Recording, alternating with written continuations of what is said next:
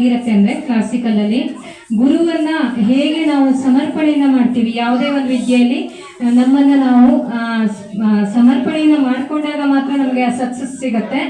But ಯಾವುದೇ ಒಂದು ಗುರುಗಳಾಗ್ಲಿ ನಾವು ಕಲಿಬೇಕಿದ್ರೆ ಅಷ್ಟೇ ಅಥವಾ ಕಲಿಸ್ಬೇಕಿದ್ರು ಕೂಡ ಅಷ್ಟೇ ಅದರಲ್ಲಿ ಶ್ರದ್ಧೆಯನ್ನು ಹಾಕ್ಬೇಕು. ಈಗ ನಾವು ಒಂದು ಮಕ್ಕಳಿಗೆ ಕಲಿಸ್ತೇವಲ್ವಾ, ನಮ್ಮ ಒಂದು ಬ್ಯಾಕ್ ಗ್ರೌಂಡ್ ಏನಿದೆ ನಮ್ದು ಯಾವುದೇ ಒಂದು ಇರಬಹುದು, ಅದನ್ನ ಬಿಟ್ಕೊಂಡು ಕಲಿಸಿದಾಗ ಮಕ್ಕಳಿಗೆ ಅದು ಶ್ರದ್ಧೆ ಪೂರ್ವಕವಾಗಿ ಹೋಗಿ ಮುಟ್ಟತ್ತೆ. ಹಾಗೆ ಮಕ್ಕಳು ಕೂಡ ಈ ಕಲಿಯೋದು ಏನಿರುತ್ತೆ ಗೊತ್ತಾ, ಕಲ್ಸೋರ್ಗಿಂತ 10 ಪಟ್ಟು ನಾವು ಮೇಲಿರ್ಬೇಕು.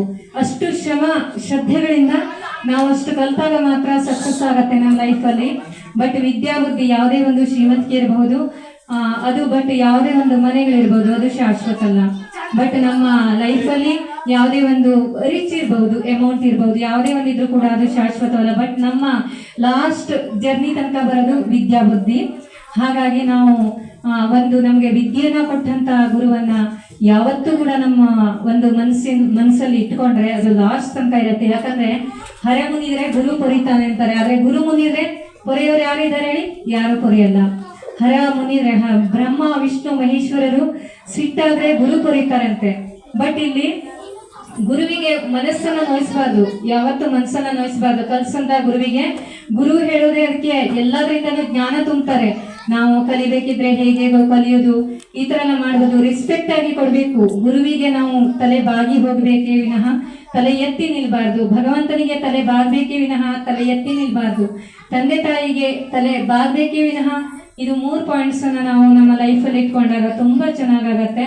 ಬಟ್ ಯಾವುದು ಇಂಪಾರ್ಟೆಂಟ್ ಅಲ್ಲ ನಮ್ಮ ಲೈಫ್ ಜರ್ನಿಯಲ್ಲಿ. ಹೀಗೆ ಒಬ್ರು ಪರಿಚಯ ಆಗ್ತಾರೆ, ನಮ್ಗೆ ಪ್ರೀತಿ ವಿಶ್ವಾಸ ಮುಖ್ಯ. ಬಟ್ ಅದಕ್ಕಿಂತ ದೊಡ್ಡದು ಯಾವುದೂ ಇರಲ್ಲ. ಇವತ್ತು ಹೇಗೋ ಮೀಟ್ ಆಗ್ತೀವಿ, ನಾಳೆ ಎಲ್ಲ ಹೋಗ್ತೀವಿ. ಲೈಫ್ ಜರ್ನಿಯಲ್ಲಿ ತುಂಬಾ ಇಂಪಾರ್ಟೆಂಟ್ ಇರುತ್ತೆ. ಪ್ರತಿ ಕ್ಷಣ, ಈ ಕ್ಷಣ ನಾವು ಹೀಗಿರ್ತೀವಿ, ನೆಕ್ಸ್ಟ್ ಮುಂದಿನ ಕ್ಷಣ ನಾವು ಹೇಗಿರ್ತೀವಿ ಅಂತ ಹೇಳೋಕ್ಕಾಗಲ್ಲ. ಹಾಗೆ ಪ್ರತಿಯೊಂದು ವಿದ್ಯೆನ ಕಲಿಯುವಂಥ ಸಂದರ್ಭದಲ್ಲಿ ಚೆನ್ನಾಗಿ ಕಲೀರಿ ಅಂತ ಹೇಳ್ತಾ ಈ ಟೀಚರ್ಸ್ ಡೇ ದಿವಸ ಎಲ್ಲ ಟೀಚರ್ಸಿಗೂ ಕೂಡ ಮತ್ತೊಂದು ವಿಶನ್ನ ಮಾಡ್ತಾ ನಾನು ಕೂಡ ವಿಶ್ ಮಾಡ್ತೀನಿ. ಯಾವುದೇ ಒಂದು ವಿದ್ಯೆ ನಮಗೆ ಕಲಿಸಿದ್ರೆ ಗುರು ಅಂತ ಹೇಳೋಕ್ಕಾಗಲ್ಲ. ಬಟ್ ಎಲ್ಲ ಮಕ್ಕಳಿಗೆ ಕಲಿಸ್ತಾರಲ್ವ, ನಮಗೂ ಕಲಿಸಿದಾಗೆ ನಮ್ಮ ಮಕ್ಕಳಿಗೆ ಕಲಿಸಿದ್ರೆ ನಮಗೆ ಕಲಿಸಿದ್ರೆ ಮಾತ್ರ ಗುರು ಅಂತ ಹೇಳೋಕ್ಕಾಗಲ್ಲ. ಅವರಿಗೆ ಮಕ್ಕಳಿಗೆ ಕಲಿಸಿರ್ತಾರಲ್ಲ, ಎಷ್ಟು ಅವರ ಮಕ್ಕಳನ್ನ ಬಿಟ್ಟು ಬೇರೆ ಮಕ್ಕಳಿಗೋಸ್ಕರ ಅವರು ಫುಲ್ ಡೇ ವರ್ಕ್ ಮಾಡಿರ್ತಾರೆ. ಅವ್ರ ಮಕ್ಕಳು ಹೇಗಿರ್ತಾರೆ ಅಂತ ಅವರಿಗೆ ಗಮನಿಸೋಕ್ಕೂ ಕೂಡ ಟೈಮ್ಸ್ ಇರಲ್ಲ.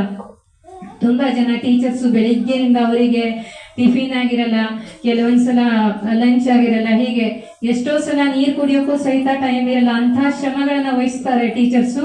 ಬಟ್ ಆ ಒಂದು ಪ್ಲೇಸ್ ಅನ್ನ ಅಥವಾ ಅವರು ಒಂದು